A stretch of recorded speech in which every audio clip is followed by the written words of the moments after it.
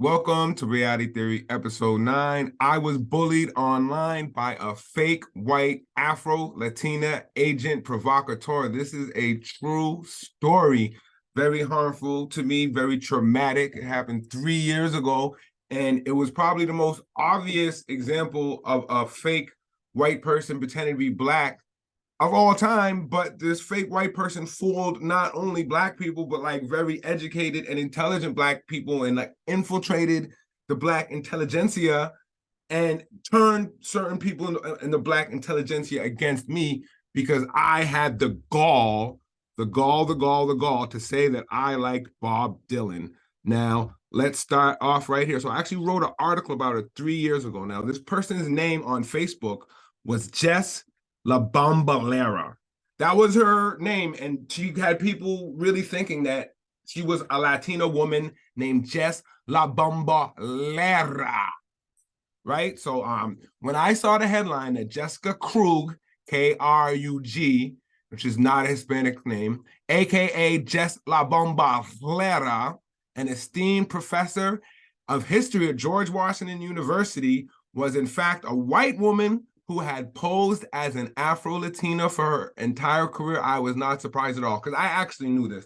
I knew this when she was Jess La Bambalera. I called her out maybe 2-3 years before she eventually resigned, because she bullied me online on Facebook, and I Googled her and I found out that she was definitely not black. The way she was talking on Facebook was not black. She was so fake. So fake. I could read through her online persona, and yet she fooled so many black people into thinking she was one of them. They gave her awards. She wrote books. She got money from black institutions. She wrote for Essence. I don't know how this happened. Maybe y'all can help me in the comments. So as I say, I'm a pretty active Facebook user. I have a lot of Facebook friends. I've been a rapper. I went to Columbia University. I'm from Cambridge, Massachusetts. And, I've had a lot of coworkers who are friends. Lots of people who are fans of my music who are friends. I'm a journalist. So a lot of people reach out to me on Facebook or added me as a friend on Facebook because of my journalism. So I like engaging on Facebook. Despite my somewhat controversial views, they never banned me. So I think it's cool. I like a good debate as well, whether it be Michael Jordan versus LeBron, or the JFK assassination, or who's the best rapper of all time, whatever. So there was one time, and Akizi Lemon, who actually won the MacArthur Genius Grant recently, so good for him. He posted a story about Bob Dylan winning a Nobel Prize for Literature, and how it was such an awful thing that an old white man got an award. And I'm actually a really big Bob Dylan fan. I think he was a great songwriter, great activist. So I chimed in. I said, hey, there's bigger struggles that you can do other than fighting against Bob Dylan getting an award. He actually inspired a lot of black musicians like Sam Cooke. Sam Cooke wrote Change Gonna Come. He was inspired by times they are changing. Bob Marley was also inspired by Bob Dylan. He wrote Redemption Song as a kind of ode to Bob Dylan's kind of epic folk kind of masterpieces. All right. So out of the blue, when I said this, when I dared to say that a white man like Bob Dylan didn't deserve to be crucified and beaten and actually was worthy of some praise as a good songwriter, this woman, Jess La Bomba Clara, she claimed that Bob Dylan was an old, irrelevant white man, I guess. Well, that's how she felt. I think that Bob Dylan's music is still relevant to today. A lot of the messages in his music still pertain to situations that are going on, whether they be war, propaganda, police brutality, etc. And then she told me that the kids in the streets who were protesting, they were not listening to Bob Dylan or even Bob Marley or any other, protest music of my generation, Public Enemy, BDP, none of that. They are listening to Future and Migos. And I'm actually a Future and Migos fan. I don't mind their music. I think it's fun to dance to, fun to party to. It's not really revolutionary music. There's no real anti-establishment to it, unless I don't really consider selling drugs to be anti-establishment when the CIA sells drugs. So I think I think the establishment wants black people to sell drugs, so I don't think that rappers who rap about selling drugs are really being too revolutionary, even though they're being criminal. So there's a difference between being a criminal and a revolutionary. And Migos in Future, they might make criminal rap, but it's not revolutionary rap. So I don't know what type of protest Migos and Futures would inspire. So,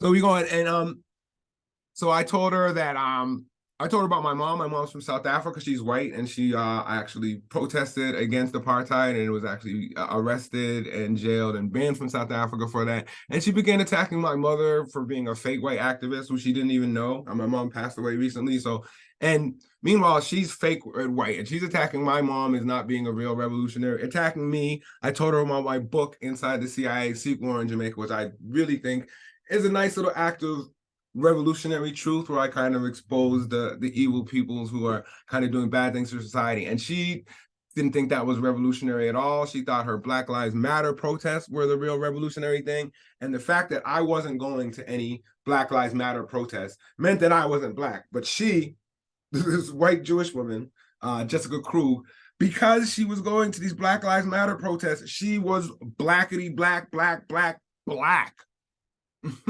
Way blacker than me. And the real sad thing about this interaction that I was having with her on Facebook is that I'm guessing black people, maybe they were fake white people too, I didn't really check, but all these other people were agreeing with her and bashing me for liking Bob Dylan and not being a revolutionary and being half white. So this is I can honestly say I don't know. Maybe they were all fake white revolutionaries. So I can't really even say that she was manipulating black people, because these are all Facebook people that I never met. So I have met Keezy Lamon though, and he met her. So I don't know if she's influenced him. Let's go on. Jess Bambara had some sort of revolutionary symbol as her profile picture. So I didn't know. I couldn't tell what she looked like, but she told me about her book, Fugitive Modernities. I don't know what a modernity is. I graduated from Columbia University. I've read hundreds of books. I don't know what a fugitive modernity is. Is it like it's not maternity, it's modernity, like modern. I don't know. That sounds like a really bad TV show. So once I Googled her name on that book, it wasn't Jess Bambalera, it was Jessica Krug. And I am a great friend of the Jewish people. I grew up with a lot of Jewish friends, so I know Jewish last names. And I have an idea of some of the Asnahi Jew, I said that wrong, some of the facial features of Jews. So I could tell the difference between a Jew and a biracial. So I'm biracial. I have a lot of friends who are biracial. I have a lot of friends who are Jewish. She clearly, by her picture, was not biracial at all. There was no African blood in her at all. She was clearly Jewish white when I saw the picture. And her last name was Krug, Krug. That is not a Hispanic name. I Googled the last name. It's just the Jewish last name, and is not a Jewish person who had slave owners and had Jewish slaves and gave them their names. No, that didn't happen much. There are no Krugs who are Latinos. So I put it together right there, and I exposed her, and I called her out on it, and Keezy Lamon deleted the goddamn thread. He let her bully me on my background, bully me on my beliefs, but the minute I called her out as being fake, way before she exposed herself, yeah. You know what I'm saying? So I did it, and I was shut down in my exposing of her, unfortunately, because she could have been added way quickly. And I don't know why other people couldn't put two and two together. So yeah, when here's her picture in high school. That's her picture in high school. You can see she's blonde, Jewish with glasses. And here's her picture when she was just a Bambalera. And I don't know, it looks like Soul Man. I don't know, a little Soul Man, like a fake tan and like real bad hair dye. Those have seen like the C. Thomas Howell movie Soul Man, where a white guy wants to go to Harvard Law School and doesn't have the money for it. So he gets a black scholarship. So he has to pretend to be black. And that's literally what she is. She's like Soul Woman. And look how bad like the hair dye is. Like, I don't know like how she fooled people she met in person. I don't know how she fooled people she met on Facebook, but hey, this is Jess La Bombalera, aka Jessica Krug. See, I called her out on it. So here's a great video of Jess La Bombalera, and let's see if you guys could tell. Like, if you didn't know, pretend you didn't know, and you thought this was really Afro-Latina. East Harlem. You probably know this neighborhood because the Hosanna Melissa Mark Viverito, who used to be the speaker of your city council, sold my fucking neighborhood to developers and gentrifiers. So I got a couple of things to say. And when y'all come on and tell me my time stops, fuck out of here. It's been 7 hours. Not only did I have to listen to these cops, and not just the cops, but to be honest with y'all, city council members, you posing like you opposing them for your sound bites, for your social media, for your re-election campaigns. Fuck out of here. You've been supporting the cops in the pandemic when the MTA was strapped and you supported putting more cops on the MTA. Fuck out of here. We know where you're coming from, and we know what these little photo opportunity bullshits are. I also want to call out all these white New Yorkers who waited 4 hours with us to be able to speak and that did not yield their time to Black and brown indigenous New Yorkers who thought. So she's right here. She's raging against all these white New Yorkers who didn't just sit back and let all the like her the Black and brown indigenous New Yorkers, even though she's Jewish from St. Louis. So and this accent's horrible. And look, like she does not look Latina at all. I don't know who wears those shades, who has like nose rings like that, very thin lips. That their sense of, I thought cops was here to protect us, but I guess they're not. Boy, you think that this sort of like shock and empathy thing is the move. Okay, so a couple of things. You was talking about, Chair, you was talking about moving against the gang database. What's up with that? Because last I checked, that's still operating. Last I checked, that's still up. You talk about us to show up, been shown up in all these neighborhood council meetings trying to fight gentrification. Ain't nothing changed. And then real quick, I want to talk about some of my experiences in the Bronx on Thursday. So, you know, y'all heard from a few people who were there, and thank you, much power to all my siblings who were standing up, my Black and brown siblings who were standing. Y'all know what it was, right? It was led by a group called Decolonize This Place. The NYPD is a colonial occupation force. Let's be real honest. Y'all know they're being trained by the IDF. They are trained in counterinsurgency methods. It is not a surprise or shock that they are using counterinsurgency methods against us in the Bronx, Black and brown people, right? And what happened? Saying they have no mask goes beyond that. They were spitting, coughing, and sneezing on us directly and saying, I have COVID, right? Kettled us before the curfew, beating and shoving. All right, so this is like a parody to me. Like this is like I'm gonna get you sucker, Hollywood Shuffle. Like I don't know if you remember I'm gonna now It's Always Sunny in Philadelphia when D pretends to be like the Afro-Latina reporter. It's like that. Like I don't understand how this woman fooled anybody. Like, and I called her out and people ran with it. I don't know. And it's she's like mocking a kind of really progressive revolutionary Black people, and also she's being a bit of an agent provocateur. This is why I said this in the title, is because I was reading some declassified government files on how the FBI through COINTELPRO would get Fred Hampton and the Black Panthers, not only just to fight against the Black gangs, but he wanted them to fight against the white revolutionaries. So he would pit the Black revolutionaries against the white revolutionaries by making them just white racists. So not F the system, not F that, just F all white people as she is. So I really think she's a sociopath. I don't think she's like, she said she had mental health issues that made her want to be Black. I don't think that's not common. I get the Lozal. She liked Black guys. You know what I mean? Like, I understood that. I don't understand her. Don't understand her at all. But let's go back to my article a little bit, because the accent is too crazy. So, all right, here's another good article on Jessica Bombalera that we have. Let's go. Let's start from the beginning. Some good pictures here, too. Jessica Krug, a white professor who pretended to be Black, claimed at a Harlem event her earliest memories were of police violence. Krug made the comments at a 2017 event at Studio Museum in New York City, where she was discussing her role in Cop Watch, a group that films police brutality. Oh, look at her. Look at her right here. So here's her book, Fugitive Modernities. Again, the really excessive hair dye, like super Black, like stuff I should be putting on my beard right now. Like it's ridiculous. It's like Just for Men dyed on her hair, literally dyed on her hair, not the hair color dyed, but it dyed. And there's her book, Fugitive Modernities, and there's her again. There's her, Jessica Krug, in high school, looking obviously very Afrocentric. Everyone can see how much black blood she has in her beyond the black hair dye in her hair. How did I get into this? I had no choice, really. She had no choice. No choice. Growing up, there's no escape from police violence. She grew up in a very nice, rich neighborhood in St. Louis. I remember one summer when I was 5, walking from the park with my brother. So she's making up stories.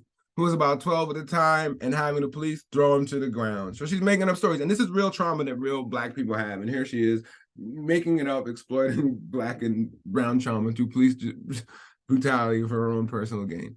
Right, that's a 12-year-old boy walking his sister home from the park. So that's been my whole life. On Thursday, Krug admitted she was actually a wealthy white woman from Kansas who bizarrely pretended to be black. Now, here's her book, Fugitive Modernities, which she said was so much better than my book, Inside the CIA's Secret War in Jamaica. Hisama and the Politics of Freedom. And I don't know what this cover represents. We have a black woman with dreadlocks coming from a tree. There's another black baby coming from the ground.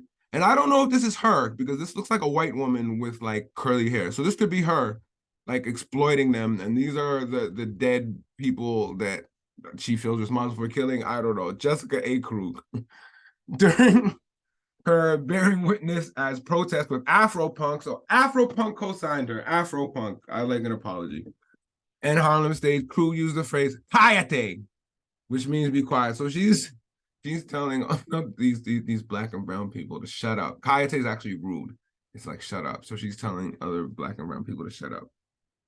She claimed to have lived in the NYC borough of the Bronx when 23-year-old Amadou Diallo was shot 41 times by the cops back there in 1999. So she had this whole like Bronx, she had a whole persona change in the Bronx, and like that would never work on me because like I know people, you know what I'm saying? So if you say you're from the Bronx and you from this high school, I'll be like, oh, you went to this high school, you know my person there, and then I'll ask about them. So she actually like told people she went to a certain high school, was from the Bronx, made up a whole like fictionalized backstory, and like nobody knew how to Google or ask around or anything. Just me, I guess.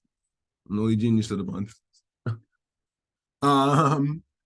People who live in the same East 122nd Street building as Krug revealed how she once threatened to stomp on a tiny black poodle. See, that's a little racist. He's trying to be a fake white woman stomping a black poodle. Like, come on. Called a visitor a stupid white bitch. Now that's, you know, you don't need to use those misogynist terms and racially derogatory terms. And white trash. And white trash is not only a racist term, but it's a classist term. And for someone like a rich white person like Jessica Krug to call someone white trash is obviously racist if you're pretending to be black, but it's also classist from her point of view, even that she grew up with a lot of privilege. So I don't like the term white trash at all. I think it's offensive to poor people. I think it's offensive to black people. And I think it's offensive to white people, black people, white people, and poor people, but mostly poor white people. But also for black people, it's like, well, like it's almost saying like, yo, black people are trash already. But if a white person is poor, they're trash. So it's a horrible term, and she's out here using it. Horrible woman. One resident, Anna Anderson, who lives 3 floors above Krug, told the New York Post they made this, once accused her of that. That's not my error. I didn't write this article. Her of gentrifying the neighborhood when she went running and threatened her 9-year-old toy poodle Lily. I'm guessing that's the same black poodle, or maybe she's like caninophobic, which would be horrible. Like I think she'll probably get more attention, like once people realize like she was like an anti-dog and would beat up dogs than it was that she's like a evil white person pretending to be black and exploit black people. I don't know. Maybe you expose her, man. If she's a dog kicker, let's get her. She's never been arrested. Like she didn't do anything illegal, but kicking dogs is illegal. So we can catch her, we can throw her in jail. I think that would be great for the nation. She's a tiny person, but she's got a very big attitude. And she kind of tried to come at me, threatened to stomp on my dog and provoke me to beat her up, said Anderson, 39, a Swedish immigrant. She's like, are you going to hit me? Are you going to hit me? Are you going to call the cops on me? I don't know. If she did in the black, are you going to hit me? Are you going to hit me? Are you going to call the cops on me? That's, I'm not making fun of black people or Spanish people's accents. I'm making fun of our horrible version of a black people or Spanish accent. So I don't want anyone to think that accent was in any way making fun of Afro-Latinas or Afros or anyone except for Jessica Krug. Look at her again. That's that same picture, man. I think she got contacts too. I think she must have contacts. Contacts like a really bad spray tan and hair dye. Instantly Afro-Latina. And the thin lips. That's what I can't get it. You know, like I'm Afro, right? My dad's black from Jamaica. I have lips. You know what I mean? I have kinky hair. I don't need a diet. You know what I'm saying? To be black, I have brown skin. It's not pale. I don't know. You should be able to spot a biracial man. Here she is again. Now, come on, man. Like, come on, man. Like, I went to a private school, and she looked like a lot of the white girls I went to private school with. And not that there's anything wrong with the white girls I went to private school with. They're all amazing. None of them pretended to be like Latina people and like disrespected black people and like try to be an Asian provocateur. None of them. So I don't want to think anyone to think like Jessica Krug is anywhere emblematic of privileged white people, Jewish people, anything. She's a breed of her own. A breed of her own. I used to go out. She would pass me when I'm running and say, gentrifying. Again, bad accent. She called me white trash, go back to Ohio, which was funny because I'm an immigrant, but an immigrant from Sweden. And I know a lot of people probably don't feel the struggles of Swedish immigrants. I don't think you have a lot of like working class Swedish immigrants who are coming here for a better life. I think people in Sweden have a good life already. And the people who come from Sweden to America just want to come to do something different. It's not like, you know, immigrants from Honduras or Haiti where you have this kind of. So I don't want to like scale immigrants in terms of like the oppressed scale, but in terms of, you know, the oppression scale, I think Swedish immigrants are probably towards the bottom. You know what I mean? No disrespect to Swedish people at all, you know, but I don't think they're really going through the same struggles that a lot of third world immigrants are going through. All right. When Krug began stealing Anderson's Blue Apron delivery packages, so I think this is like a DoorDash. I don't know, that's kind of gangster. Just like stealing your neighbor's foods. Like, that's gangster. Like, I don't know. Like, it's bad. If my neighbor stole my food, it would be beef. I would actually just call DoorDash and get a replacement. But eventually DoorDash would catch her. Because like if I kept on missing my food, they'd be like, they'd either suspect it was me doing it or one of my neighbors. So she's stealing people's like DoorDash or Postmates or whatever you guys use for delivery. And she called herself Cruz, so she changed the G to a Z. Hispanic, which is a little clever, but you know, you can't fool me. You can't fool me. The feud began because Anderson asked her to stop chaining their bikes together. To which Krug replied, "What you gonna do? Call the cops?" See, this is horrible too. She's violating people's bike space. Like, I don't know. You know what I mean? I think. All right, who cares? All right, and then she says, "I am not a culture vulture. I am a culture leech." Good for you, Jessica Krug. You are. So this is crazy. Let's watch another video of her. This is a video of her right here, Provocateur. So this is crazy. So in context, there was I really don't want to laugh about this because this is a very sad situation. And even like Jessica Krug, as awful as she is, it's hard to find humor in her dark interpretation of what this is, especially for someone such as myself who considers myself as a revolutionary and would like to see progress. And I think this is another example of agent provocateurism right here. So let's watch Jessica Krug talk about Lisandro Felix Guzman. He was known as Junior, and it was a big story in New York. I was living in New York at the time, and he was a 16-year-old kid who was stabbed to death by a group of Trinitarios, or I think a Dominican gang. I don't know, it was either over like someone's sister or people didn't know, but it was a really brutal death that really caused a lot of outrage. But rather than being outraged at the death, Jessica Krug here is applauding the death because Junior was in the Explorers, which was a police it's like kind of like the ROTC for cops. Like, you know, you're a junior cop and you do some after school work with the cops and stuff, and they give you a uniform. And he was in that. And she said because he was in the Explorers, he deserved to die. Years. But the part of the story that gets emphasized in different ways is that he was an explorer, right? Which is a program that the NYPD has to bring youth in to eventually work for them. And so when I think about this politics of silence that I'm talking about in the arc,